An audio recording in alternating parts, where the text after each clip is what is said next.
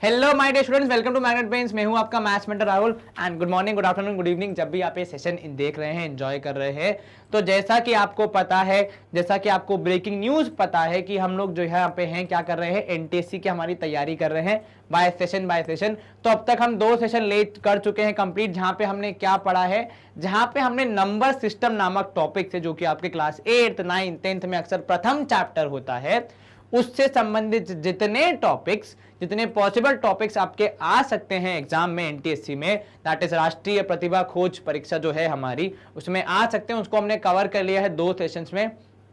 तुम्हारे कॉन्सेप्ट्स तो कवर हो गए हैं, परंतु किंतु कॉन्सेप्ट कवर करने के बाद यदि प्रश्न सॉल्व नहीं किए तो कॉन्सेप्ट्स तो मान लो हवा हो जाएंगे। तो कॉन्सेप्ट होते हैं गर्म पानी की तरह। तो अब अगर आप गर्म पानी हो रहा है तो वो गर्म होते होते एक दिन वाष्पीकरण हो जाएगा, इवापोरेट हो जाएगा, कॉन्सेप्ट पता भी नहीं चलेगा।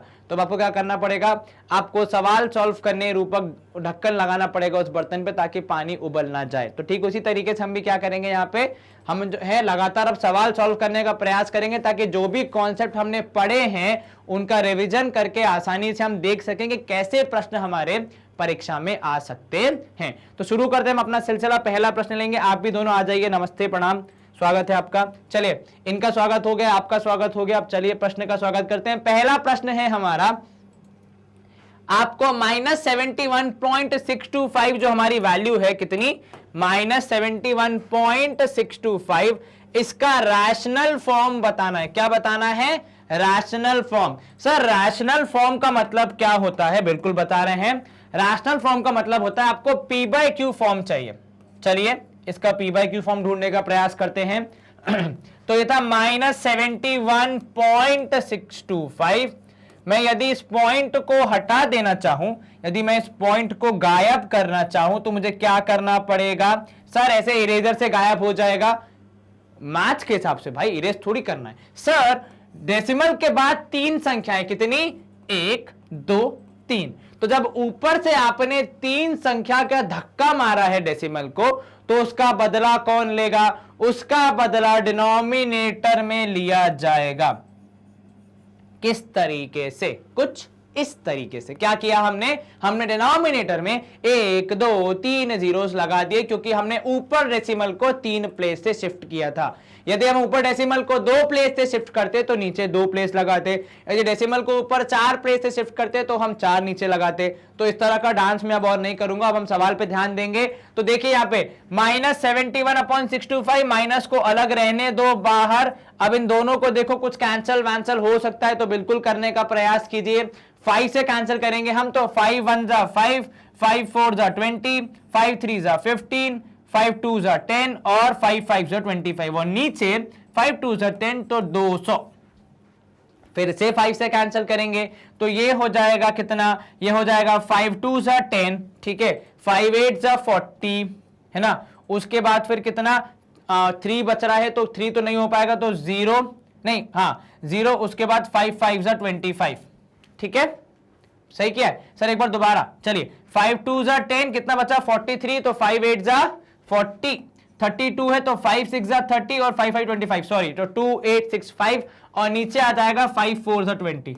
अब फिर से 5 से डिवाइड कर दो, तो 5 5 जा 25, कितना बचा, 3 बचा, नहीं कितना था 36, तो 5 7 जा 35, कितना बचा, 1 बचा, तो 5 3 जा 15, तो 573 आया ऊपर। एक बार फिर से 5 5 जा 25, 36 बचा, 5 7 जा 35, 1 बचा, तो 5 3 जा 15, और नीचे 5 8 जा 40। और साथ में माइनस साइन जो इनके साथ चलता आ रहा था वो अब तक चलता रहेगा। तो सिंप्लीफाई करने पे मेरा जवाब आ रहा है -573/8, जो कि मुझे बिल्कुल नहीं दिख रहा है जवाब में। मुझे हालांकि 573/8 दिख रहा है, परंतु माइनस साइन नहीं है तो गड़बड़ हो जाएगी, इसलिए उसको हम मार्क नहीं कर सकते। तो हमारे हिसाब से सूझबूझ लगाते हुए हमने नन ऑफ दीज को मार्क कर दिया है। अब हम क्या करें, कंप्यूटर जी से आग्रह करेंगे कि हमारा जवाब बता दिया जाए। तो कंप्यूटर जी का कहना है कि जवाब है ऑप्शन डी।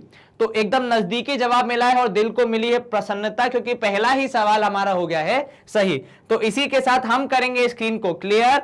हमने पहला सवाल आसानी से कर दिया सॉल्व, अब बढ़ेंगे आगे। चलिए दूसरा सवाल, आपसे एक निवेदन है, यदि आप चाहें तो 1 मिनट 2 मिनट का पॉज करके वीडियो को पहले स्वयं सवाल को सॉल्व करने की ओर देखिए। यदि नहीं होता है सॉल्व तो कोई बात नहीं, हम तो यहां बैठे ही हैं। चलिए, तो आपका अगर प्रयास करने का जो प्रयत्न था वो खत्म हो गया हो तो हम सवाल को देख लेते हैं। हमें क्या चेक करना है? हमें सम निकालना है, मतलब जोड़ना है।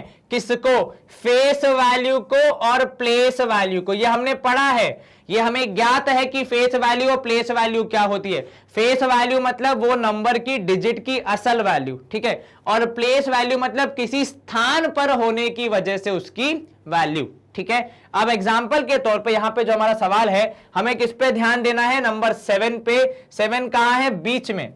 तो 7 की फेस वैल्यू कितनी है? 7 की फेस वैल्यू तो 7 ही है, तो FV हो गई 7। अब प्लेस वैल्यू बताइए जरा नंबर के हिसाब से। तो जब नंबर के हिसाब से देखें तो ये है 1s प्लेस, ये है 10s प्लेस और 7 की है 100s प्लेस। तो इसके हिसाब से 7 की प्लेस वैल्यू हो जाएगी 700। क्या ये समझ में आया? Yes sir. 7 की फेस वैल्यू 7, 7 की प्लेस वैल्यू 700। हमने दोनों वैल्यूज का सम निकालना है, हम दोनों वैल्यूज को ऐड कर देंगे। अब 700 में 7 जोड़ेंगे तो गणित के हिसाब से 707 आएगा। Option D. कंप्यूटर जी कृपया अपना जवाब बताइए। Option D. तो यहां पे भी कंप्यूटर जी और हमारा जवाब बिल्कुल सही आया है जी। तो हम मूव करेंगे अगले प्रश्न की ओर जी। चलिए, सवाल क्रमांक 3 है हमारा 0.6 बार, ये हमारा नंबर है। इसमें जोड़ना है 0.8 बार, फिर जोड़ना है 0.92 और फिर जोड़ना है 0.3। तो इन सबको जोड़ घटा के हमें हमारा जवाब बताना है। तो एक एक करके सॉल्व करेंगे। 0.6 बार को किसमें चेंज करना है? फ्रैक्शन में। कौन सा फ्रैक्शन? इस तरह के जो हम रैशनल नंबर का फ्रैक्शन बोलते हैं उसमें। क्या करेंगे? पहला स्टेप सर 10 से मल्टीप्लाई, तो 10x हो जाएगा 6.6 बार, ठीक है। तो x अब सब्ट्रैक्ट करेंगे तो 10x equal to 6.6 bar minus x equal to 0.6 bar. ऐसा करने पे हमारा जवाब आएगा 9x/6। 9x equal to 6। एक बार फिर से क्या किया हमने भाई देखो, गणित का एक नियम है, गणित का संसार का एक नियम है, यदि आपको किसी को हराना हो तो उसकी टीम से एक खिलाड़ी अपनी तरफ ले लो। और ये नियम स्वयं भगवान प्रभु श्री राम ने बताया था कि विभीषण को अपनी टीम में ले लिया, विभीषण ने राज बता दिए, उसके बाद फिर वो जंग जीत गए। ठीक उसी तरीके से इनकी टीम से भी एक विभीषण की आवश्यकता होगी हमें, परंतु विभीषण को लेने के लिए, विभीषण से बात करने के लिए हनुमान जी वहां गए थे, ठीक है, वो लंका प्रवास पे गए थे। यदि उनको लंका नहीं जाते तो उन्हें विभीषण के बारे में पता नहीं चलता। तो ऐसे ही हमने क्या किया, एक हमारे 10 नामक सैनिक को भेजा जो कि पता करके आया कि एक व्यक्ति आने को तैयार है। कौन है वो? 6। तो उसको आप एक बाहर ले आया 10 से मल्टीप्लाई करके, तो यहां पे हुआ 10x, वहां पे हो गया 6.6 बार, ठीक है। अब होगा जंग, होगा सब्ट्रैक्शन, तो माइनस करते जाएंगे तो 9x हो जाएगा 6, x की वैल्यू हो जाएगी 6/9। अब ध्यान देने वाली बात यह है जिसकी वजह से हम शायद अपना सवाल जल्दी सॉल्व कर पाए, जब 0.6 था तो 6/9 हो गया, जब 0.8 होगा तो कितना हो जाएगा? 8/9, जब 0.3 होगा तो कितना आ जाएगा? 3/9, क्योंकि सेम ही तो है। अब खाली 6 की जगह पे 8, 8 की जगह पे 3, तो हमें दोबारा करने की जरूरत नहीं, हम तीनों का लिख सकते हैं। हम बचा खाली 0.92, उस पे हम थोड़ा ध्यान दे देते हैं। तो 0.92 बार था, ये क्या है? ये है x की संख्या। हमने अब की बार 100 से मल्टीप्लाई किया क्योंकि यहां पे 2 है, 1 था तो 10 से किया, 2 है तो 100 से करेंगे, 3 होंगे तो 1000 से करेंगे। सवाल सवाल पे देखा जाएगा किस सवाल में क्या चाहिए, कुछ इस तरीके से होगा। Yes sir. अब करेंगे -x, तो ये हो जाएगा 0.92 बार, ठीक है। दोनों करेंगे माइनस तो ये डेसिमल के बाद आ गया 0, यहां बचेगा 92 और यहां बचेगा 99x, तो x की वैल्यू हो जाएगी 92/99। क्या आपको ये समझ में आया? क्या किया आपने? सर यहां पे था x, हमने 2 साथी चाहिए था हमको, हमने 100 से मल्टीप्लाई किया, 100 से मल्टीप्लाई करके सब्ट्रैक्ट किया तो हमारा जवाब आया 92/99। तो हमारे जो 4 टर्म्स थे उन चारों का हमने अब फ्रैक्शन फॉर्म निकाल लिया है, परंतु खाली इतना करने से काम नहीं बनेगा, हम करेंगे इनको अब थोड़ा सा और सॉल्व। तो यहां पे 8 और 6 हो जाएगा 14, 14 और 3 हो जाएगा 17, तो 17/9 प्लस 92/99, ऐसा कुछ चल रहा है फिलहाल, ठीक है। तो इसमें इंटू यदि 11 कर देंगे तो हमारा काम हो जाएगा, यस सर, क्योंकि फिर क्या हो जाएगा, दोनों का बेस सेम, तो एडिशन करना पॉसिबल हो जाएगा। 17 इंटू 11 करोगे तो आएगा शायद 187, ठीक है। 17 दोस्तों का 170, 170 प्लस 17 होगा 187, तो 187 प्लस 92 होल डिवाइड बाय 99। क्या आपको ये समझ में आया? Yes sir. अब इनको ऐड कीजिए, 7 और 2 9, 9 और 8 कितना होगा सर? 8 और 16 17, एक कैरी, तो 279 डिवाइड बाय 99। 3 से कैंसिल होंगे, 9 से भी कैंसिल होंगे, तो 9 तिया 27, 9 एकम 9 और नीचे 11, 31/11 आ रहा है हमारा जवाब, जो कि है ऑप्शन बी, 31/11। कंप्यूटर जी हमारी सेवा में आ जाइए, हमें बताइए हमारा जवाब सही है कि नहीं है। ऑप्शन बी 31/11 आ रहा है हमारा जवाब, आपका जवाब, कंप्यूटर जी का जवाब। तो मतलब हमने सवाल सही सॉल्व किया है। मेहनत कहां थी? मेहनत थी एक पहले और तीसरे वाले को सॉल्व करने में, वो सॉल्व करके हमने बाकी सबका भी रिजल्ट निकाल लिया और आसानी से ऐड करके अपने जवाब की ओर पहुंच गए। धन्यवाद कंप्यूटर जी, कृपया स्क्रीन को साफ कर दीजिए और अगले प्रश्न की ओर हमें ले चलिए। कंप्यूटर जी हमें अगले प्रश्न पे ले आए हैं। सवाल क्रमांक 4 है हमारा, the number of prime factors in the expression. अब सोचिए, इतना बड़ा एक्सप्रेशन है, इसके नंबर ऑफ प्राइम फैक्टर्स बताने, कैसे बताएंगे? ये भी हम पढ़ चुके हैं, ठीक है। तो प्राइम फैक्टर्स बताने के लिए आप क्या करते हैं सर? जो पावर में नंबर्स हैं उनको ऐड कर देते हैं, तो 18, 11 और 13, क्योंकि पावर से ही फैक्टर्स बनते हैं। तो 18, 11, 13 को जब आप ऐड करेंगे, 8 और 3 हो जाएगा 11, 1 12, 2 यहां, 1 ऊपर, 1 2 3 4।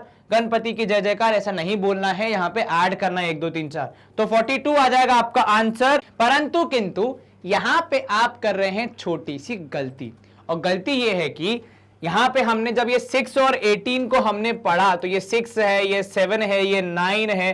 क्या ये 6, 7 और 9 प्राइम फैक्टर्स हैं? नहीं। तो हमारा जो नियम लागू होता है कि जो पावर होगी उनको ऐड कर दिया जाएगा, वो नियम है प्राइम फैक्टर्स के लिए। तो अगर आप डायरेक्टली ऐड करके आंसर निकालेंगे तो आंसर तो मिल जाएगा, पर वो गलत जवाब होगा। तो हम कैसे सॉल्व करेंगे इसको, वो देखना पड़ेगा। सबसे पहले आप तीनों नंबर जो है आपके जो बेस है उनको प्राइम फैक्टर्स में कन्वर्ट करेंगे। तो 6 को आपने कन्वर्ट किया 2 और 3 में, 7 को आप एज इट इज रहने देंगे 7, 9 को आप कन्वर्ट करेंगे 3 और 3। अब जो पावर इनकी है वही पावर इन सबको मिलेगी। तो 6 की पावर 18 थी तो 2 की पावर 18, 3 की पावर 18, 7 की पावर 11 थी तो 7 की पावर 11, यहां पे 9 की पावर 13 थी तो इन 3 की भी पावर हो जाएगी 13। अब आप सेम पावर वालों को साथ में ले लीजिए। उदाहरण के तौर पे 2 पावर 18 एज इट इज, ठीक है। 3 पावर 18 ये रहा, और 13 प्लस 13 26 उधर है, तो 26 और 18 साथ में जुड़ जाएंगे, 8 और 6 14, ठीक है। उसके बाद फिर 2 और 1 3 4, 44 तो इधर ही हो गया, और साथ में 7 की पावर 11। अब इन सब को जोड़ के हम अपना आंसर निकालेंगे। तो 44 प्लस 11 हो जाएगा 55, और प्लस 18 करेंगे तो 8 5 13, 5 और 2 7, 73 आएगा आपका जवाब। तो आपको देखना है क्या है, यहां पे आपको देखना यह है कि नंबर्स जो है हमारे जो फैक्टर्स हैं वो प्राइम फैक्टर्स होने चाहिए। तो 6, 7 और 9 नहीं चलेंगे, तो उनकी पावर्स ऐड करने पे जवाब नहीं आएगा। परंतु किंतु इन 6 को हमने 2 और 3 किया, 9 को हमने 3 और 3 किया, तो जब तक आपके वो जो नंबर्स हैं जिससे वो बना है बेसिकली एक्सप्रेशन, उसमें प्राइम फैक्टर्स नहीं आते, प्राइम फैक्टर्स की पावर नहीं आती, तब तक आपका जवाब गलत आएगा। अब देखो 2, 3 और 7 तीनों प्राइम फैक्टर्स हैं। अब हम तीनों की पावर्स को ऐड करके अपना आंसर 73 मार्क करेंगे, और कंप्यूटर जी से आग्रह करेंगे कि वो हमें इसका सही जवाब बताएं। तो ऑप्शन सी दैट इज 73 इसका सही जवाब आ गया है। धन्यवाद कंप्यूटर जी, कृपया स्क्रीन को साफ कर दीजिए, वो भी आपने कर दिया, धन्यवाद। अगला प्रश्न देख लेते हैं, सवाल क्रमांक 5। Maximum number of students in which 175 bananas and 105 oranges can be equally distributed। ठीक है, मतलब आपको क्या करना है, आपको अपने स्टूडेंट्स की संख्या बतानी है। ठीक है, मतलब भाई मान लीजिए आपने x स्टूडेंट्स बोले, क्या बोले, x स्टूडेंट्स। अब ये कैसे होंगे कि भाई सबको 5-5 केले मिल गए उदाहरण के तौर पे, और सबको 3-3 ऑरेंजेस मिल गए। ठीक है, ले बराबर मिलने चाहिए। ऐसा नहीं हो कि भैया कुछ को मिले 4, कुछ को मिले 3, कुछ को मिले 2। बराबर बराबर मैंगोज, बनानास एंड ऑरेंजेस मिलने चाहिए। ऐसे कितने स्टूडेंट्स होंगे? तो बेसिकली आपको क्या करना है सर, आपको बनानास एंड ऑरेंजेस को डिवाइड करना है। क्या करना है, सवाल में साफ साफ दिया है, क्या करना है, डिवाइड करना है। तो आपको ऐसी संख्या बतानी है जो कि इन दोनों संख्या को डिवाइड कर दे। ये तो आसान है, ये तो हम कर सकते हैं। यस सर, ऐसी संख्या जो इन दोनों संख्याओं को डिवाइड करते, उन्हें हम इंग्लिश में क्या बोलते हैं, गणित की भाषा में HCF। ऐसी संख्या जो दो गिवन संख्याओं को डिवाइड कर दे। तो निकालो पहले फैक्टर्स, फिर तो HCF निकालेंगे। 175 के फैक्टर्स कितने स्टार्ट करोगे, 7 5 12 1 13, 5 से ही करना पड़ेगा। तो 5 3 15, कितना बचा सर, ऊपर बचा 2, तो 5 7 5 5 25, ठीक है। फिर से 5 तो यहां पे आ जाएगा, फिर एक 7 और फिर 7 तो यहां पे आ जाएगा एक 1, ठीक है। अब 105 ऑरेंजेस है हमारे पास, तो 5 2 10, 5 1 5, फिर आएगा 7, तो 7 3 21, फिर आएगा 3, तो लास्ट में आएगा 1। अब 175 के फैक्टर्स सर 5 5 7, 105 के फैक्टर्स सर 3 5 7। HCF कैसे निकालते हैं, बचपन में हमने सीखा है क्या, बचपन का HCF भूल नहीं जाना रे। ऐसे हम क्या बनाते हैं, सर्कल्स बनाते हैं और हम जो जो नंबर सेम है उनको साथ में ले लेते हैं। तो यहां पे आपका HCF हो जाएगा 5 × 7 अर्थात 35, ठीक है। बचपन का मेथड ये भूल नहीं जाना, ठीक है। तो क्या करना है, 5 × 7 35 आएगा हमारा आंसर। मतलब 35 स्टूडेंट्स को बनानास और ऑरेंजेस दिए जाएंगे। कैसे दिए जाएंगे सर, 35 स्टूडेंट्स को बनानास मिलेंगे, हर एक स्टूडेंट को 5 बनाना मिलेंगे, बिल्कुल ठीक। 35 स्टूडेंट्स को ऑरेंजेस दिए जाएंगे, हर एक स्टूडेंट को 3 ऑरेंजेस मिलेंगे। तो ये क्या हो गया, इक्वल डिवीजन हो गया, अर्थात हर एक व्यक्ति को सेम बनानास 5 5 5 5 और हर एक व्यक्ति को सेम ऑरेंजेस 3 3 3 3। तो क्वांटिटी सेम ही है। अब आप बोलो कि कोई मीठा है कोई खट्टा है, तो उसमें तो हम भाई कुछ कर नहीं सकते, क्योंकि हम अंदर तो घुस नहीं सकते किसी फल के। अब देख लेते हैं हमारा जवाब सही आ रहा है कि नहीं। हमारा जवाब है वैसे तो 35, मतलब ऑप्शन ए। कंप्यूटर जी पे अपना जवाब बताइए। ऑप्शन ए 35 कंप्यूटर जी का भी सही जवाब है। तो हम दोनों का जवाब सही है, इसलिए स्क्रीन हो जाएगी क्लियर। धन्यवाद कंप्यूटर जी। अगला प्रश्न हम देख लेते हैं, which of the following is the greatest, इनमें से कौन सी वैल्यू सबसे बड़ी है, ठीक है। ये आपको पता करना है। अब यूं देखेंगे तो 8 और 22 भी हो गया कितना, 30। 1 और 29 भी हो गया कितना, 30। 12 और 18 भी हो गया कितना, 30। तो 10 और 20 भी हो जाएगा कितना, 30। तो यूं देखें तो इन सबको ऐड करने पे वैल्यू तो बराबर ही आ रही है। फिर हम ग्रेटेस्ट को कैसे कंपेयर करेंगे, किस तरीके से हम इसको फाइंड करेंगे, ये हमें देखना पड़ेगा, क्योंकि सबको ऐड करने पे तो 30 ही आ रहा है, ठीक है। तो ग्रेटेस्ट फाइंड करने का क्या तरीका, अब ऐसे सवाल में हम करेंगे क्या, तो बेसिकली हमारे पास एक नियम है, एक अच्छा हमारे पास टूल है, एक अच्छा अस्त्र है, जिसका नाम है a+b²। तो यदि ऐसे 4 ऑप्शन है जिनको डायरेक्टली जोड़ने पे सेम वैल्यू आ रही है, मतलब 30 30 30 30, तो उनको हम कंपेयर कैसे करेंगे, इस आइडेंटिटी का इस्तेमाल करके। अब आइडेंटिटी बोलती क्या है, a+b² is a² + b² + 2ab। अब अगर आप बोल रहे हैं कि सर 2ab पहले आता है b² बाद में आता है, कोई डिफरेंस नहीं है, वैसे भी लिख सकते हो ऐसे भी लिख सकते हो। एडिशन सब्ट्रैक्शन में आप प्लेस चेंज कर सकते हो, कोई समस्या नहीं है। चलिए यूज कीजिए यहां पे, तो ये हो जाएगा √8 + √22 का स्क्वायर, विच इज a² अर्थात √8 का स्क्वायर प्लस b² अर्थात √22 का स्क्वायर, और साथ में 2 × √8 × √22 ऐसा होगा। Yes sir. इसका क्या मतलब है सर, √8 का स्क्वायर हो जाएगा, रूट और स्क्वायर कैंसिल तो केवल 8 बचेगा। यहां पे भी 22 और स्क्वायर, रूट और स्क्वायर कैंसिल तो 22 बचेगा। इधर पे 2 रहेगा बाहर, क्योंकि वो है कंप्लीट नंबर और बाकी 2 है स्क्वायर नंबर्स में, तो उन दोनों को आप मल्टीप्लाई कर सकते हैं, ठीक है। तो 8 दूनी 16, एक ऊपर 8 दूनी 16 1 17, तो यहां मिलेगा 2√176। हमें गणित में रूट के अंदर अगर 2 वैल्यूज हैं, 2 अलग अलग रूट में, तो उन्हें मल्टीप्लाई करने की आजादी है।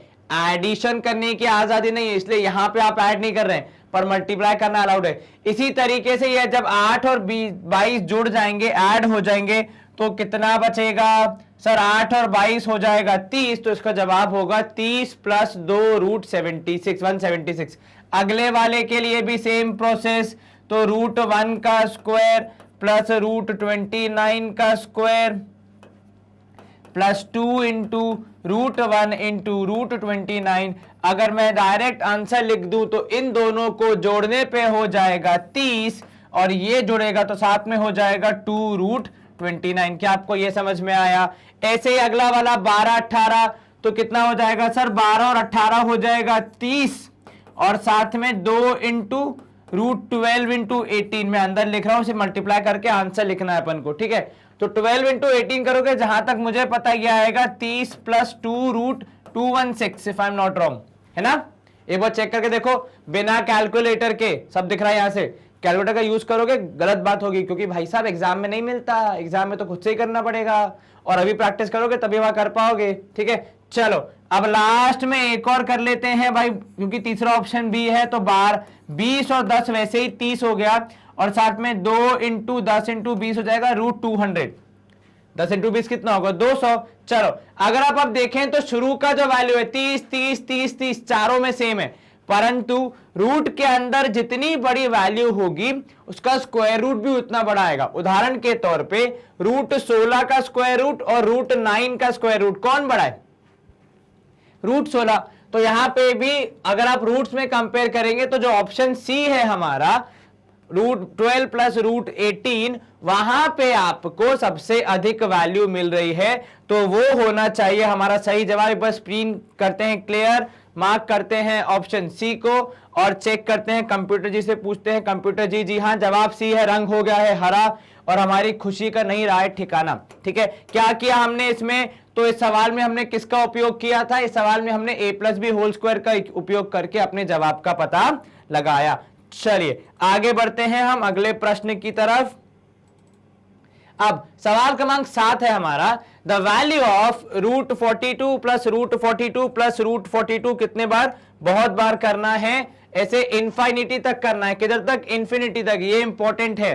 अब इसको कैसे सॉल्व करेंगे? इसको सॉल्व करने का एक तरीका है विशेष, जो कि अभी हम यहां सीखने वाले हैं, ठीक है? तो जरा नजर अपनी स्क्रीन पे गड़ा के रखें। तो ये 42, ठीक है, plus root of 42 plus root of 42 and so on till कितना है? इन्फिनिटी तक है ना, सो ऑन टिल इन्फिनिटी। अब इसको मैं मान रहा हूं x के बराबर, ठीक है? इसको मैं मान रहा हूं x के बराबर। अब मुझे एक बात बताओ, क्या मैं इसको ऐसे लिख दूं? सर ये कैसे आया? ये ऐसे आया मित्रों कि जरा यहां ध्यान देना, अगर मैं इरेजर से इसका ये वाला पार्ट मिटा दूं, ठीक है, तब भी तो वो चीज सेम ही कैरी फॉरवर्ड होगी। सर ऐसे कैसे?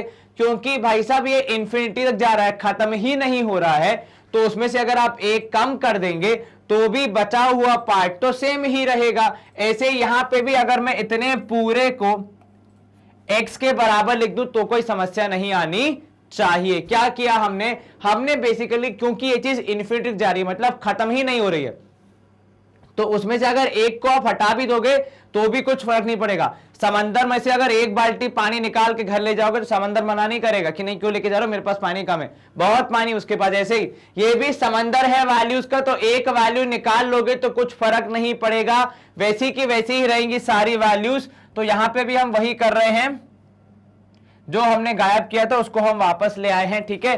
तो रूट ऑफ 42 के अंदर आ गया x, बिकॉज बाकी पूरा जो मसला है वो भी x के बराबर ही है, और समंदर में से एक बाल्टी आप कम करके लिखोगे तब भी कुछ फर्क नहीं पड़ेगा। तो ये पूरा किसके बराबर है? x के बराबर है, ठीक है, क्योंकि वो तो पहले से ही चल रहा है। अब क्या करेंगे? अब हम दोनों साइड बराबर हैं क्या? नहीं, एग्जैक्टली देखें तो यहां पे रूट है, वहां पे नहीं है, तो या तो वहां पे रूट लगा दो या यहां से हटा दो। कौन सी चीज आसान है करना? सर यहां से हटाना आसान है, क्योंकि दोनों साइड्स का स्क्वायर करेंगे तो भी हमारा काम बन जाएगा।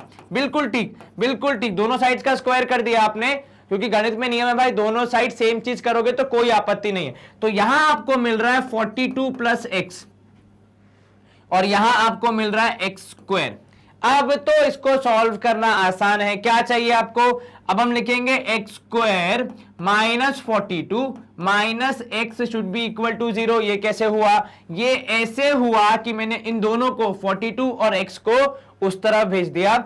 अगर मैं इसको थोड़ा और रीअरेंज करके लिखूं तो माइनस एक्स माइनस 42 हो जाएगा। इसे आप गणित की भाषा में क्या कहते हैं सर? मैथ्स कहते हैं। अरे प्रभु इसको क्या कहते हैं सर? इसको कहते हैं क्वाड्रेटिक इक्वेशन, और ये सॉल्व करना हमें आना चाहिए। कैसे सॉल्व करते हैं? तो इसको सॉल्व करने के लिए हम यूज कर सकते हैं मिडिल टर्म स्प्लिटिंग नामक मेथड, जिसमें क्या करते हैं, बीच वाली टर्म को तोड़ा जाता है। तो 0 equals to X square plus 7x minus 6x minus 42 should be equal to 0। Sir ये कैसे हुआ? देखो, मिडिल टर्म स्प्लिटिंग का मतलब होता है बीच वाले को तोड़ना, ठीक है। परंतु किंतु यदि आप बीच वाले को तोड़ेंगे तो आजू बाजू वाले कुछ ना कुछ तो बोलेंगे। ऑब्वियस सी बात है कि अगर आप अपने घर में काम करवा रहे हैं, कुछ तोड़फोड़ करवा रहे हैं, तो आजू बाजू वालों से पूछना पड़ेगा ना कि प्रभु हम तोड़फोड़ करवा रहे हैं, कहीं आपके घर में कुछ क्रैक आ गया हो, कोई समस्या हो गई तो हमें बता दीजिए। ठीक उसी तरीके से आप इसको तोड़फोड़ कर रहे हैं, लेकिन आजू बाजू से पूछते हैं, क्या पूछते हैं कि हम कैसे तोड़फोड़ करें, कहीं कोई समस्या तो नहीं है। तो आजू बाजू वालों ने क्या बोला? आप ऐड या सब्ट्रैक्ट कर सकते हैं। तो हमने ऐड या सब्ट्रैक्ट कर दिया, परंतु किंतु उन नंबर्स को गुणा करने पे हमारी वैल्यू आनी चाहिए। यहां पे भी 7 इंटू 6 करोगे तो कितना आएगा? 42 आएगा। तो गुणा करने पे हमारी वैल्यू, ऐड घटाने पे आपकी अपनी वैल्यू, ऐसा कुछ करना है, ठीक है। अब यहां पे देखोगे अगर तो plus 7x minus 6x, plus minus करने पे आएगा केवल x। आपको कितना चाहिए? Minus x. तो ये अभी गलत है, अभी हमें क्या करना पड़ेगा? ये अब ठीक हो जाएगा, क्योंकि अभी क्या हो जाएगा? Minus 7 plus 6।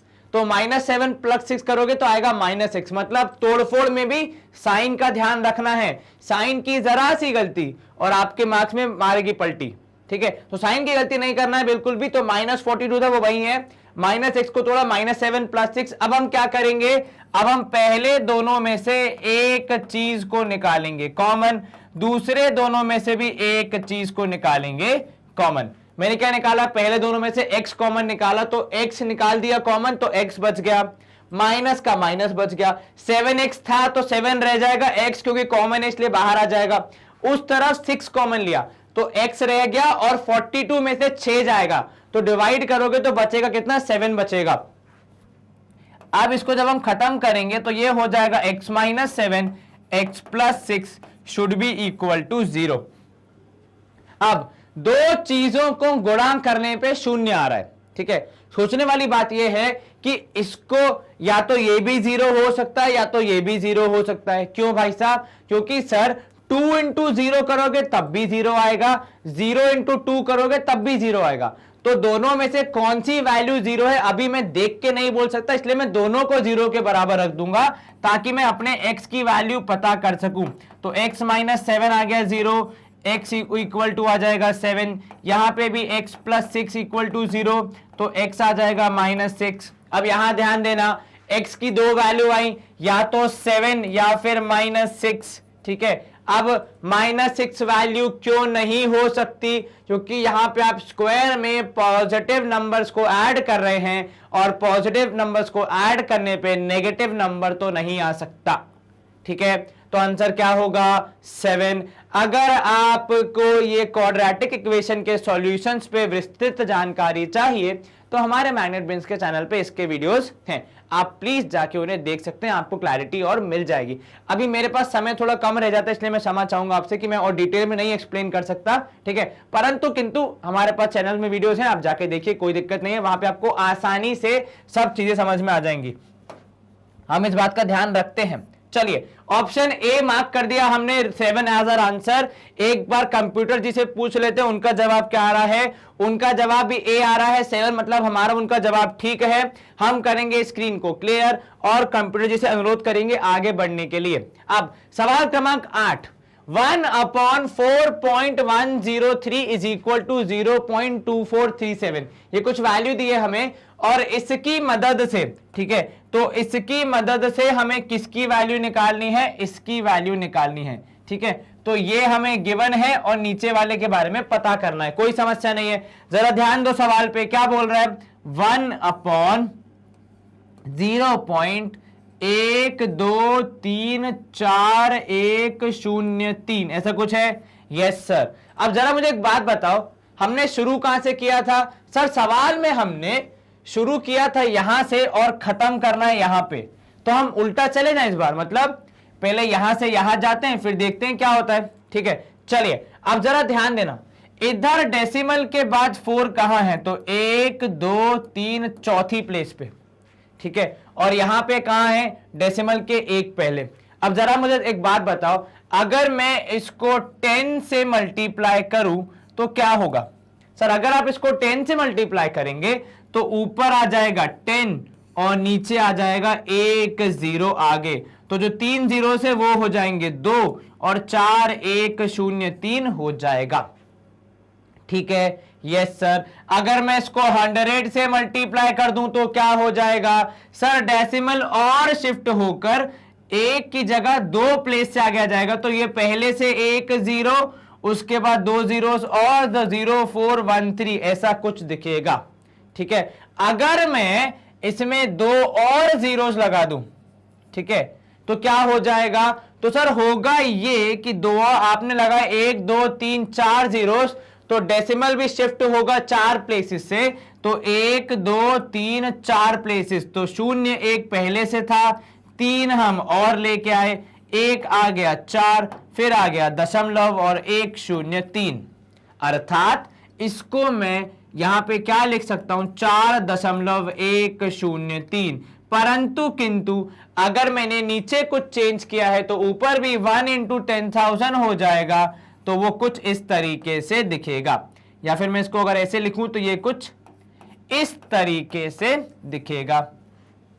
ये मैंने क्या किया, मैंने अपने असल सवाल को थोड़ा सा तोड़ मड़ोड़ के गणित के उपकरणों का उपयोग करके कुछ इस तरीके से लिख दिया। अब ये वाली वैल्यू तो मुझे स्क्रीन पे कहीं दिख रही है, किधर है? ये रही सर, क्या है, 0.2437 इसकी वैल्यू है। गुणा कर देंगे आप 10,000 से तो आपको आपका जवाब मिल जाएगा। जब आप इसको 10,000 से गुणा करेंगे तो आपका डेसिमल 4 प्लेसेस से आगे आ जाएगा और ये हो जाएगा 2437.0।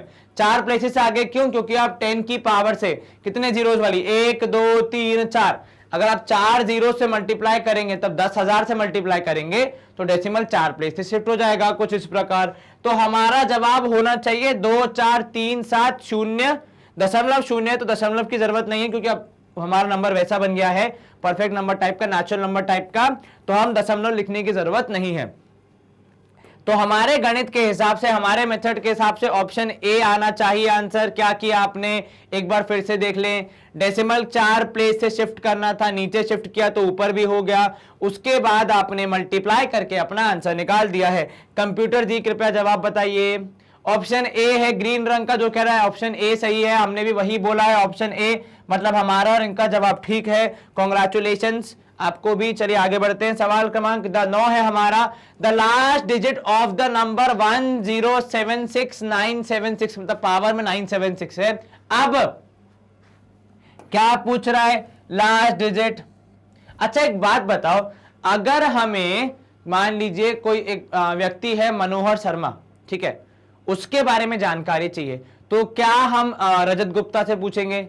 नहीं सर। सर अगर मनोहर शर्मा के बारे में जानकारी चाहिए तो उनके पिताजी, ठीक है, मान लीजिए जो भी मिस्टर शर्मा होंगे उनसे पूछेंगे। तो मतलब जिसके बारे में जानकारी चाहिए उससे संबंधित व्यक्ति से ही पूछना पड़ता है, पूछताछ करनी पड़ती है। इसीलिए यहां पे भी अगर आपको लास्ट डिजिट बार के बारे में पता करना है तो किससे पूछना पड़ेगा? लास्ट डिजिट से। What is the last digit?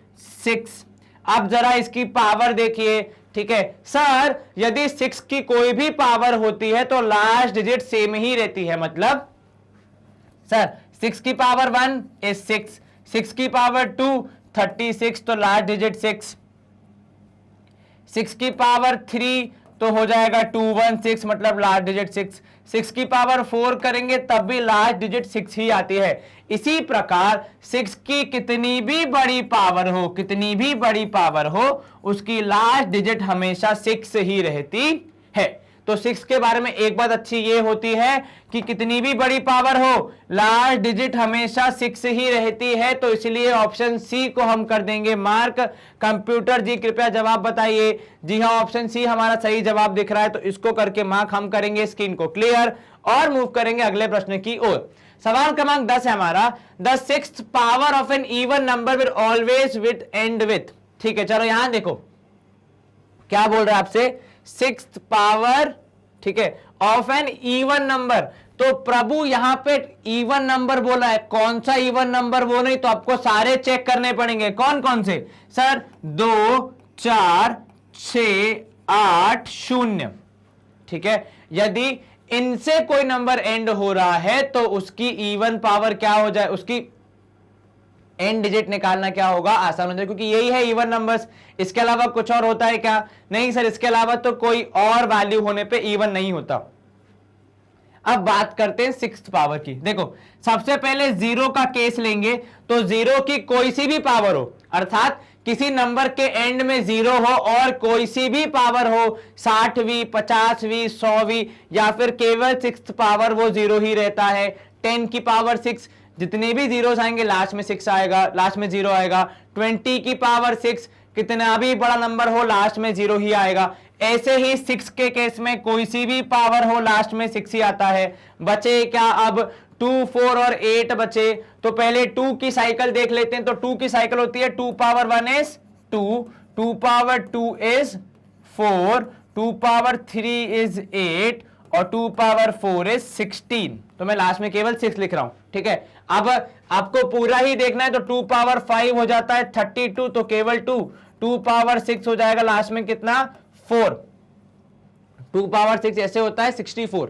ठीक है, तो लास्ट में क्या आ रहा है 4। तो 2 वाले जितने भी हैं उनकी सिक्स्थ पावर सबकी किस पे आएगी, 4 पे खत्म होगी। हमने देख लिया।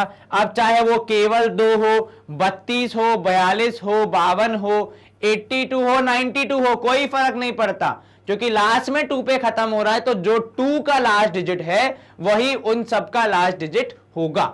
अब बच गए 4 और 6। 4 का देख लेते हैं एक बार। तो सर 4 के केस में हमें साइकिल अगर चेक करनी है तो कुछ इस प्रकार होती है कि 4 पावर 1 इज 4, 4 पावर 2 इज कितना 16, तो 6, 4 पावर 3 हो जाती है 64 और 4 पावर 4 के एंड में आता है 6। ठीक है, ऐसे ही 4 पावर 5 करोगे तो आपको मिलता है 4 और 4 पावर 6 करोगे तो आपको मिलेगा 6। तो 4 में तो 2 ही की साइकिल होती है, कौन कौन सी, 4 और 6। तो यहां पे 4 पावर 6 आ गया कितना 6। अब बचा क्या, अब बचा हमारे पास केवल 8। तो 8 की भी साइकिल देख लेते हैं फटाफट और हमारा आंसर मार्क कर देते हैं। तो 8 की साइकिल होती है 8 पावर 1 इज 8।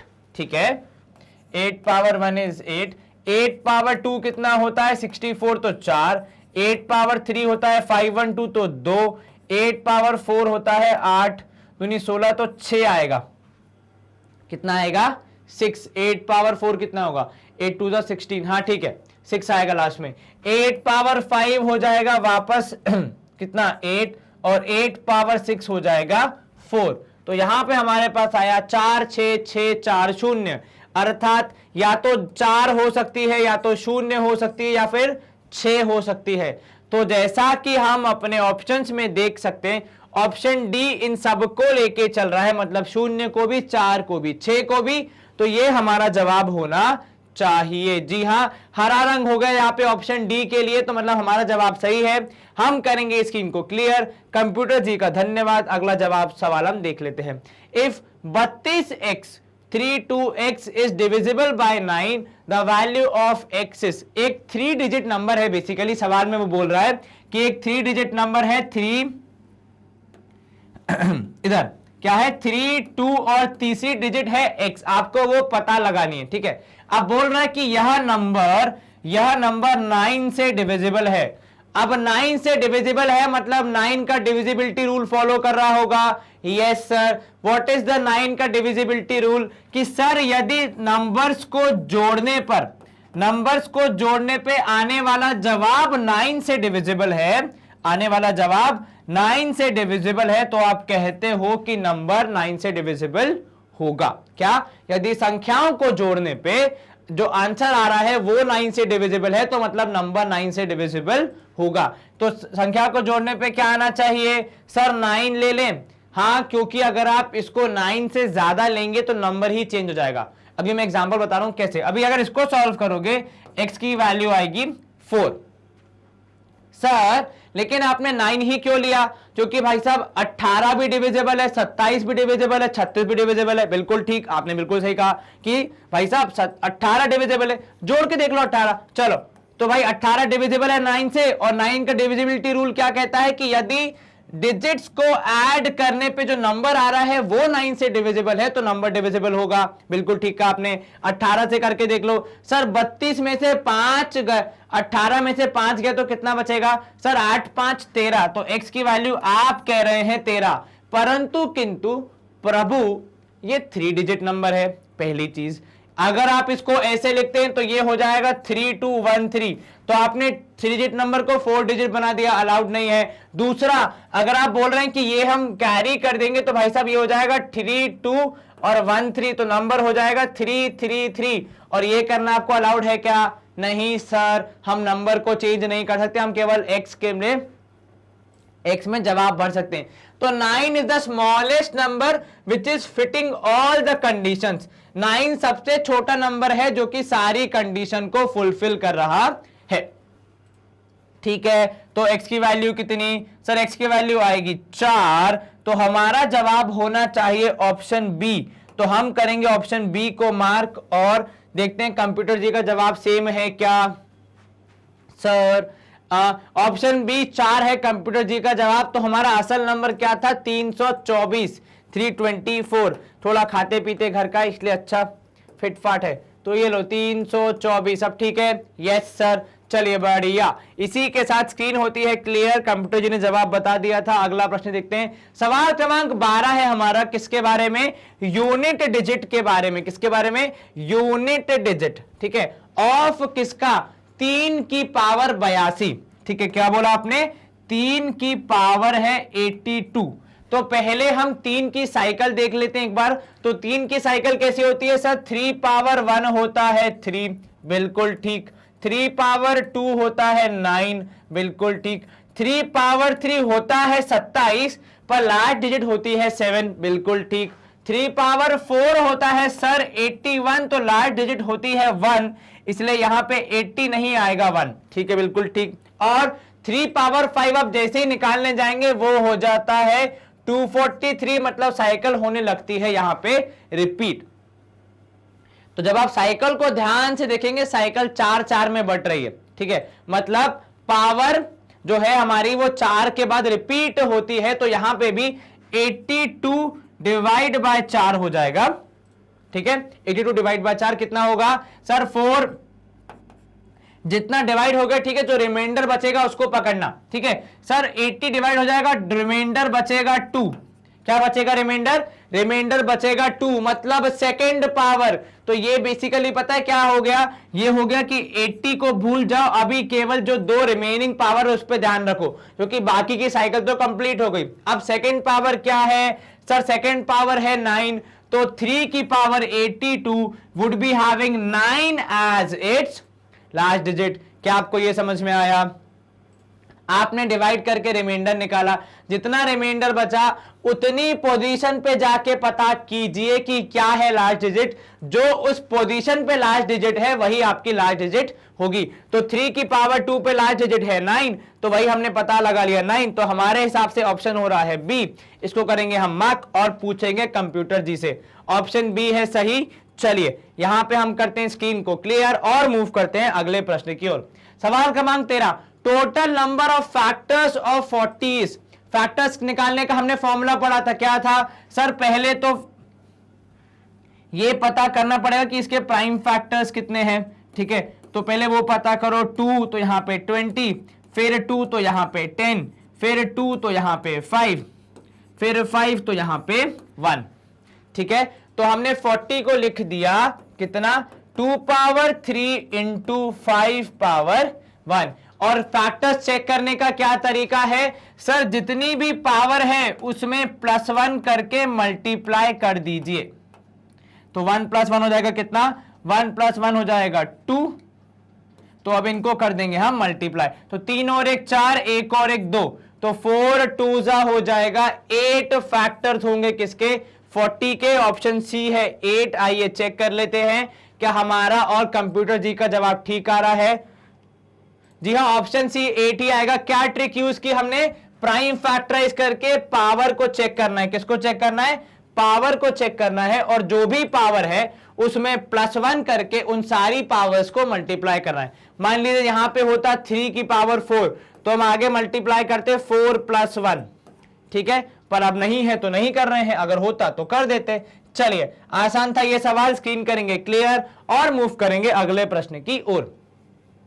सवाल क्रमांक 14, ठीक है, 10 की पावर 15, 10 की पावर 15 प्लस 12 की पावर 15 है, ये किससे डिविजिबल है आपको बताना है। तो अब अगर आप सोच रहे हैं कि 10 की पावर 15 निकाल के फिर 12 की पावर 15 निकाल के हम करेंगे इसको सवाल को सॉल्व, तो प्रभु ये तो इस साल होने से रहा, काफी समय लग जाएगा। चलो 10 की पावर निकालना तो फिर भी आसान है, 12 की पावर 15 निकालना कितना मुश्किल है। 12 का क्यूब याद है, शाबाश। 12 का पावर 4 याद है, नहीं, वहीं पे अटक गया। बताओ कहां पावर 4 निकालने में मल्टीप्लाई करना पड़ रहा है, 15 निकालने के लिए तो कितनी बार मल्टीप्लाई करना पड़ेगा। उसके बाद ऐड करके फिर डिविजिबिलिटी चेक करनी है, मतलब इसको करते करते तो ये बाल जो काले हैं सफेद हो जाएंगे, तो कोई सेंस ही नहीं उस चीज का। तो क्या करें सर, इसमें हम लगाएंगे अपना दिमाग। हमने ये पढ़ा है कि यदि a पावर m और b पावर m है तो, और एडिशन में है, ठीक है, और m is odd number, m is odd number, in that case this is divisible by a plus b। ये ट्रिक हमने पढ़ी है कहां पे, इसी सीरीज में जो हमारी है ना राष्ट्रीय प्रतिभा खोज परीक्षा, इसकी जो कॉन्सेप्ट वाली वीडियो हमने सेशन बनाया था, जो कि उसमें आप देख सकते हैं उस सेशन में, वहां पे हमने पढ़ी है ये ट्रिक। अगर आपने वो वीडियो नहीं देखा है, वो सेशन नहीं देखा है, तो प्लीज देखिए, वहां पे हमने ये कॉन्सेप्ट पढ़ा है कि जब दो ऐसे पावर वाले नंबर को ऐड कर रहे हैं, पावर सेम है, पावर ऑड है, तो वो इनके एडिशन मतलब 10 और 12 हो जाएगा 22, तो 22 के बराबर होती है, मतलब 22 से डिविजिबल होती है। क्या सीखा हमने, किससे डिविजिबल होती है, एडिशन से डिविजिबल होती है, अगर पावर सेम है और पावर ऑड है, ठीक है। तो पावर सेम है 15 15, 15 ऑड भी है, तो किससे डिविजिबल होगी, 22 से डिविजिबल होगी पक्का, ठीक है। तो ये था सीधा सीधा एप्लीकेशन हमारी ट्रिक का। ऑप्शन बी है, मतलब कंप्यूटर जी और हमारा जी जवाब सही आ रहा है जी, तो मतलब इसका साफ है कि हमने यह सवाल सही सॉल्व किया है। स्क्रीन करेंगे क्लियर और हम मूव करेंगे अगले प्रश्न की ओर। अब सवाल क्रमांक 15 हमारा थोड़ा सा थ्योरी क्वेश्चन जैसा दिख रहा है मुझे यहाँ पे। According to fundamental theorem of arithmetic, क्या बोल रहा है, कौन सी थ्योरी है, फंडामेंटल थ्योरम ऑफ अर्थमेटिक। काफी भारी नाम लग रहा है, ठीक है। तो इसके बारे में क्या बोल रहा है कि each number can be expressed as the product of, हर एक नंबर को आप कैसे एक्सप्रेस कर सकते हैं, प्रोडक्ट ऑफ, किन नंबर्स के प्रोडक्ट के रूप में एक्सप्रेस कर सकते हैं। अब नंबर्स किस किस टाइप के होते हैं सर, वैसे तो whole number, natural number, prime number, even number, composite number, odd number, बहुत सारे होते हैं अलग अलग टाइप के, ठीक है। तो हमें इनमें से सबसे बेस्ट ढूंढना है, ठीक है। अब सबसे जटिल जो होते हैं वो होते हैं प्राइम नंबर, क्योंकि यहां बात किसकी हो रही है, प्रोडक्ट की हो रही है, ठीक है। तो आप किसी भी नंबर को कोई दो ऑड नंबर्स के प्रोडक्ट के रूप में बता सकते हो, नहीं सर, ऐसा हर बार नहीं होगा। कुछ नंबर्स दो इवन नंबर का प्रोडक्ट होंगे, कुछ नंबर्स दो ऑड नंबर्स का प्रोडक्ट होंगे, कुछ नंबर्स एक इवन एक ऑड का प्रोडक्ट हो सकते हैं। उदाहरण के तौर पे 2 × 4 हो जाएगा कितना सर, 2 × 4 हो जाएगा 8, ठीक है। 7 × 5 हो जाएगा कितना, 35, ठीक है। और 2 × 7 हो जाएगा 14। तो यहां पे आपको 3 एग्जाम्पल दिख रहे हैं, जिसमें 2 इवन नंबर, 2 ऑड नंबर, एक इवन एक ऑड नंबर का कॉम्बिनेशन है। तो केवल ऑड नंबर्स, तो प्रोडक्ट ऑफ ऑड नंबर्स तो नहीं हो सकता, इवन नंबर्स भी नहीं हो सकता, क्या केवल कंपोजिट नंबर होते हैं? सर ये देखिए 7 और 5 दोनों प्राइम नंबर हैं, ठीक है, और आप हर एक नंबर को प्राइम नंबर के प्रोडक्ट के रूप में एक्सप्रेस हमेशा कर सकते हैं। सर ऐसे कैसे? यहां पे 2 और 4 दोनों कंपोजिट है। एक मिनट, क्या मैं इस 4 को ब्रेक करके 2 इंटू 2 इंटू 2 नहीं लिख सकता? बिल्कुल लिख सकता हूं। क्या हम प्राइम फैक्टराइजेशन करते हैं कि नहीं करते हैं? बिल्कुल करते हैं। कभी आपने सुना है कंपोजिट फैक्टराइजेशन? वैसा कुछ तो होता नहीं है। तो मतलब ऑब्वियस ही बात है, सबसे छोटी यूनिट कौन सी है मल्टीप्लीकेशन में? देखिए अगर हम नंबर्स की बात करें तो प्राइम फैक्टर्स या प्राइम नंबर सबसे छोटी यूनिट है। तो उसी के गुणा के साथ हम लिख सकते हैं कि भैया प्राइम फैक्टर्स के रूप में एक्सप्रेस कर सकते हो, प्राइम नंबर्स के रूप में बेसिकली, ठीक है। जैसे नंबर 8 है, इवन है, परंतु 2 2 2 2 क्या है? एक प्राइम नंबर है। मान लीजिए 21 है, 7 और 3, मान लीजिए 36 है, तो वो हो जाता है 2 2 2 इंटू 3 3 3। तो उस तरीके से, सॉरी 2 2 इंटू 3 3 मतलब 2 इंटू 2 एंड 3 इंटू 3। तो वहां पे भी क्या आ गए? प्राइम नंबर्स आ गए। तो किसी भी नंबर को हम प्राइम नंबर्स के मल्टीप्लीकेशन के रूप में तो आराम से एक्सप्रेस कर सकते हैं। अब उनकी संख्या कितनी होगी, मात्रा कितनी होगी, ये तो नंबर पे डिपेंड करता है। बड़ा नंबर होगा तो ज्यादा होगी, छोटा नंबर होगा तो कम होगी। कंप्यूटर जी कृपया जवाब बताइए। कंप्यूटर जी का जवाब भी ए ही है, प्राइम नंबर। तो मतलब हमने सवाल किया है सही, सॉल्व स्क्रीन हो जाएगी क्लियर।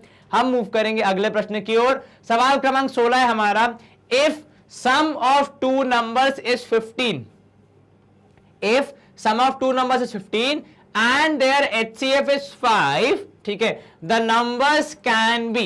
अब यहां ध्यान देना, देखो पहली चीज, एक मैं आपको सिखा रहा हूं शॉर्ट ट्रिक, ठीक है। अगर आपके पास नन ऑफ दीज का ऑप्शन नहीं होता, उसकी जगह पे कोई और नंबर का ऑप्शन होता, क्या बोला मैंने? किसी नंबर का ऑप्शन होता, तो आप आसानी से मार्क कर सकते थे, क्योंकि यहां देखो 15 और 5 करोगे तो कितना आएगा? 20। 10 और 15 करोगे तो कितना आएगा? 25। सवाल में दिया कितना है सम ऑफ नंबर्स? 15। तो भाई इनको जोड़ने पे ही 15 नहीं आ रहा, तो एचसीएफ की तो बात ही मत करो। अब बचा क्या? Option A. तो ऑप्शन ए होना चाहिए आंसर। ये हो गई शॉर्ट ट्रिक, जहां पे आपने बिना कॉन्सेप्ट का इस्तेमाल किए डायरेक्टली अपना आंसर बता दिया। अब हम बात करते हैं कॉन्सेप्ट की। क्या होगा कॉन्सेप्ट? तो जरा यहां ध्यान देना, कितने नंबर्स हैं? 2। कौन कौन से? सर एक है x, दूसरा है y। इनके बारे में आपको क्या पता है? सर इनके बारे में यह पता है कि इनको जोड़ने पर कितना आ रहा है? 15 आ रहा है। क्या आ रहा है? 15, ठीक है।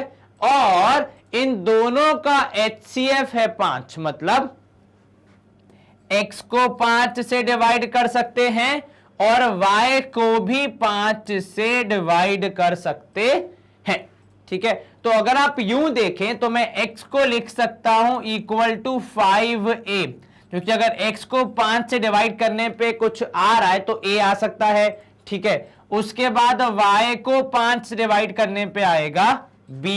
तो क्योंकि डिवाइड करेंगे कुछ ना कुछ आंसर तो आ जाएगा, तो y हो जाएगा 5b। तो अब आपके पास क्या हो गया? अब आपके पास x की जगह पे आ गया 5a, y की जगह पे आ गया 5b, और इनको जोड़ने पे आएगा 15। सर ये 5a 5b कहां से? एक बार दोबारा समझाइए, यहां ध्यान दें। x 5 से डिविजिबल है, कैसे पता? HCF है ना 5। HCF का मतलब क्या होता है? वह संख्या जो इन दोनों संख्याओं को डिवाइड कर दे। तो x को 5 से डिवाइड करने पे a आता है, x को 5 से डिवाइड करने पे, y को 5 से डिवाइड करने पे b आता है। तो आपने लिखा x equal to 5a, y equal to 5b। आपने यहां से अगर 5 कॉमन ले लिया तो a प्लस बी हो जाएगा यहां पे साथ में, और उस तरफ हो जाएगा 15। तो जब आप इसको सॉल्व करेंगे आपको मिलेगा a plus B is equal to 3। तो हमारे पास पहले जहां पे क्या था, x प्लस वाई 15 के बराबर थे, तो आपके पास बहुत सारे ऑप्शन थे। अब a प्लस बी किसके बराबर है? 3 के बराबर है। तो आपके पास कितने ऑप्शन जाएंगे? केवल आपके पास 2-3 होंगे कि 0 3 1 2 या फिर 3 0। तो इसमें से भी 0 3 3 0 हो नहीं सकता, क्योंकि अगर वो हो जाएगा तो आपका एक नंबर हो जाएगा 0, जबकि हमें HCF चाहिए 5। तो हम क्या करेंगे? जो एक ऑप्शन बचेगा वो बचेगा 1 2, ठीक है, तो a की वैल्यू होगी 1, b की वैल्यू होगी 2, या उल्टा लिख लीजिए कि a की वैल्यू होगी 2, b की वैल्यू होगी 1। किसी भी केस में जवाब आपका सेम ही रहेगा। तो अगर आपने x को मान लिया कि ये है 5a और a की वैल्यू ले ली 1, तो ये नंबर क्या हो जाएगा, x equal to 5 and y equal to 10, या फिर 10 और 5 उल्टा भी ले सकते हैं। अगर a को लिया 1 तो क्या होगा, और अगर b को लिया 2 तो क्या होगा। मैं कुछ इस तरीके से लिख रहा हूं कि a को लिया 1 तो आएगा x इक्वल टू 5, एक b को लिया 2 तो आएगा y इक्वल टू 10। तो हमारा जवाब आ रहा है a 5,10। तो इसको हम लोग चेक करके देखते हैं क्या हमारा जवाब ठीक आ रहा है। ऑप्शन ए, जी हाँ, हरा रंग आ चुका है यहाँ पे ऑप्शन ए पे। चलिए इसी के साथ ये सवाल हो जाता है सॉल्व। हम मूव करेंगे अगले प्रश्न की ओर। सवाल क्रमांक 17 है हमारा, 14n minus 6n is always divisible by. अब यहां ध्यान दें, ठीक है, ये भी हमने पढ़ा है हमारे कॉन्सेप्ट वाले सेशन में, आप इसको भी ध्यान से देख सकते हैं। अब यहां पे n मेंशन नहीं है, ठीक है, कि मतलब इवन है या ऑड है। अगर मेंशन नहीं है तो भी जो भी पावर होगी, n की जो भी वैल्यू हो जाए, n की जो भी वैल्यू हो जाए, चाहे ऑड हो चाहे इवन हो, ये 14n माइनस 6n पक्का डिविजिबल होगा किससे, 14 माइनस 6 से। किससे डिविजिबल होगा, 14 माइनस 6 से, अर्थात 8 से। सर यदि इसमें जो भी वैल्यू पे सेम होता है तो फिर कौन सी वैल्यू पे हमारा डिविजिबल वाला नहीं आता। तो जब आप एडिशन की बात करते, मतलब 14n माइनस 6n का डिविजिबल थिंग विथ 14 प्लस 6, ठीक है, तो माइनस वाला केस तो सब जगह लग जाता है, लेकिन ये प्लस वाला केस केवल कुछ ही जगह पे लगता है। और ये कहां लगता है ये हमने आपको सिखाया है, सेशन में बताया है, तो आप प्लीज जाके उसको देखिए, आपने नहीं देखा है तो। और अगर देखा है तो अच्छी बात है। जहां तक मुझे ध्यान है, ऑड नंबर वाले केस में होता है कि इवन वाले में केस में होता है, बताओ जल्दी, कहां बताओगे, तो वीडियो कमेंट्स में, सिंपल। तो इसके बारे में आप मुझे कहां बताएंगे, कमेंट्स में बताएंगे कि ये कब होता है और कहां से देख सकते हैं, मैंने वही बता दिया। तो सवाल भी मैं पूछ रहा हूं, जवाब का हिंट भी मैं दे रहा हूं, आपको खाली टाइप करना है। तो बताना मुझे किस केस में होता है कि एडिशन वाले से कब डिविजिबल होगा। सब्ट्रैक्शन वाला केस, दैट इज माइनस वाले से डिविजिबल, हर पावर में होता है, परंतु एडिशन वाले से डिविजिबल केवल कुछ केसेस में होता है। तो यहां पे मेरे हिसाब से जवाब होना चाहिए a इक्वल टू 8। आइए चेक कर लेते हैं। जी हां, ऑप्शन ए 8 हमारा सही जवाब है। तो इसी के साथ हम करेंगे स्क्रीन को क्लियर और मूव करेंगे अगले प्रश्न की ओर। अब HCF of PNQR is equal to 1, then PNQR HCF है 1, अर्थात दोनों में कॉमन फैक्टर क्या है, केवल 1। और दो नंबर्स जिनका कॉमन फैक्टर केवल 1 हो उन्हें आप क्या कहते हैं, सर उन्हें हम कहते हैं को प्राइम नंबर्स। ठीक है, क्या कहते हैं, को प्राइम नंबर्स। दो नंबर्स जिसमें एक ही कॉमन फैक्टर हो 1, तो उन्हें आप क्या कहते हैं, को प्राइम नंबर्स कहते हैं। थ्योरेटिकल क्वेश्चन था, ऑप्शन बी कंप्यूटर जी के हिसाब से ठीक है। चलिए स्क्रीन क्लियर। अगला प्रश्न है हमारा, सवाल क्रमांक 19 कह रहा है हमसे कि यहां पे आपको दिया एलसीएम है दो नंबर्स का पी एन क्यू का, P इंटू क्यू, अर्थात P का गुणा Q से। ठीक है, अब आपको बताना है इसका HCF कितना होगा।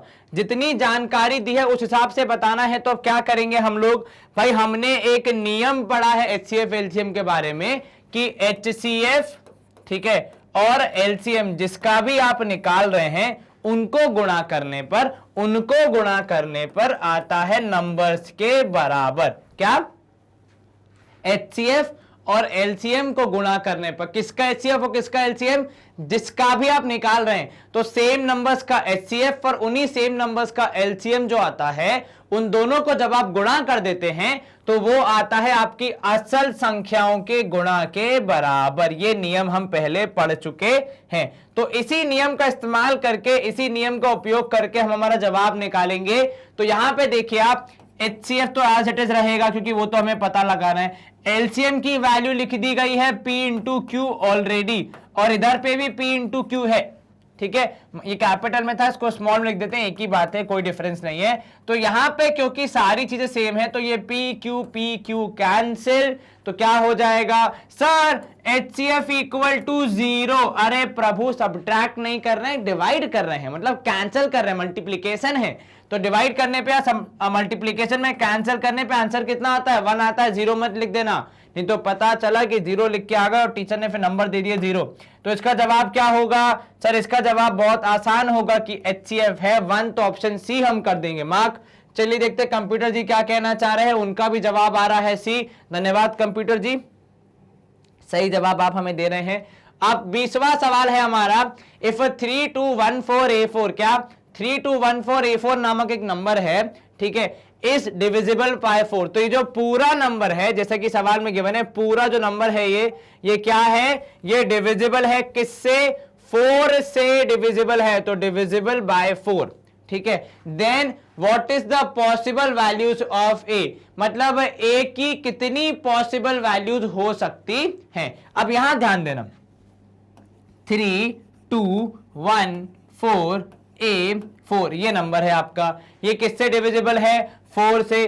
4 का डिविजिबिलिटी रूल याद है, जी हां सर बिल्कुल याद है। सच में याद है कि झूठ बोल रहे हो सर, सही में याद है। क्या है divisibility rule, divisibility rule of 4 says that कि आप यदि किसी भी नंबर का 4 से डिविजिबिलिटी चेक करना चाहते हैं तो उसके अंतिम 2 संख्याओं पे ध्यान दें। किस पे, अंतिम 2 संख्याओं पे। यदि अंतिम 2 संख्याएं 4 से डिविजिबल हैं तो उसके आगे कुछ भी हो, कितना भी बड़ा नंबर हो, कैसा भी नंबर हो, वो डिविजिबल हो जाएगा।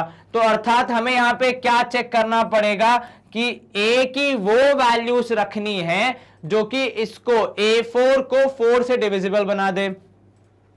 अब a की हमारे पास कितने वैल्यूज के ऑप्शन है सर, यूं देखें तो a तो 0 1 2 3 4 5 6 7 8 और 9 तक हो सकता है, बिल्कुल ठीक। तो अब हम क्या करेंगे, हर एक को रख के देखेंगे क्या जो आंसर आ रहा है वो 4 से डिविजिबल है।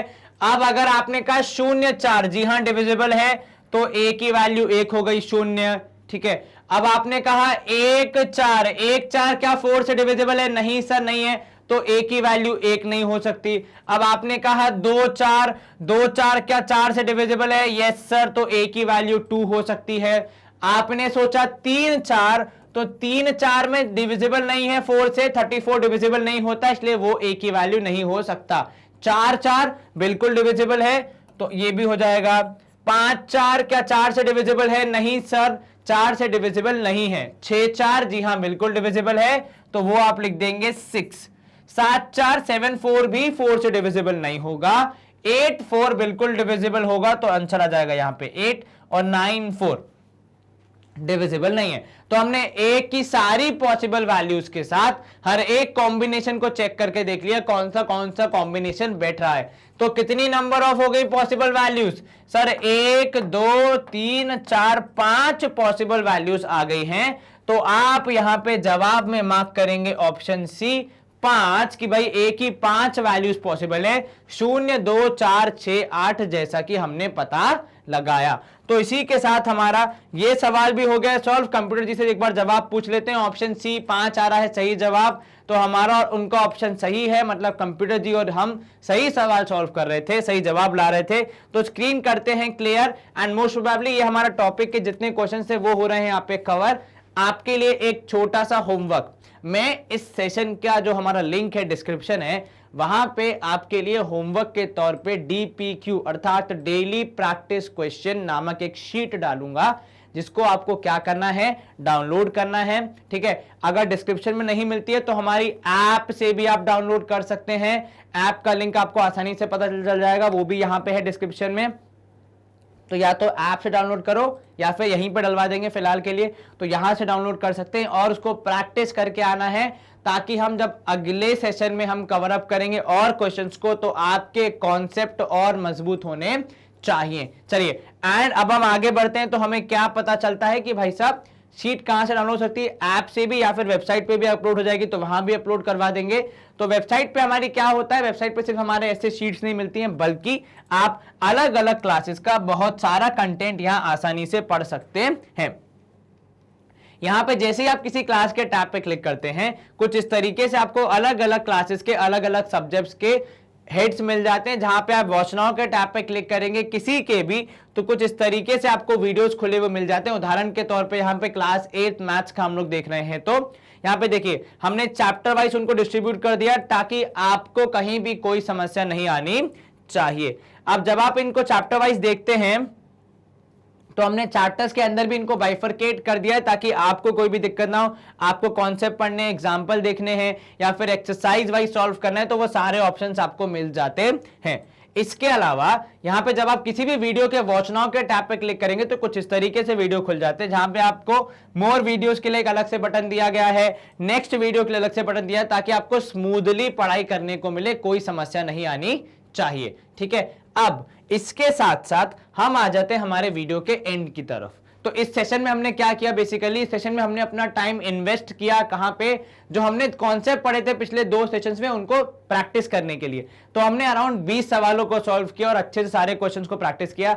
आपके लिए क्या होमवर्क, एक छोटा सा होमवर्क, एक शीट अपलोड होगी यहां पे हमारे वेबसाइट पे या फिर हमारी ऐप पे, जहां पे आप इसको डाउनलोड करके सॉल्व करके रख सकते हैं, जो कि अगले सेशन में हम उसी के ऊपर काम करेंगे। ठीक है, तो पहले हम उन जो शीट में जो सवाल है उनके जवाब ढूंढने का प्रयास करेंगे, आप और हम चेक भी हो जाएगा कि आपने कितने सही किए और हमने कैसे उसको अटेम्प्ट करना है वो आपने सही तरीके से किया है कि नहीं किया।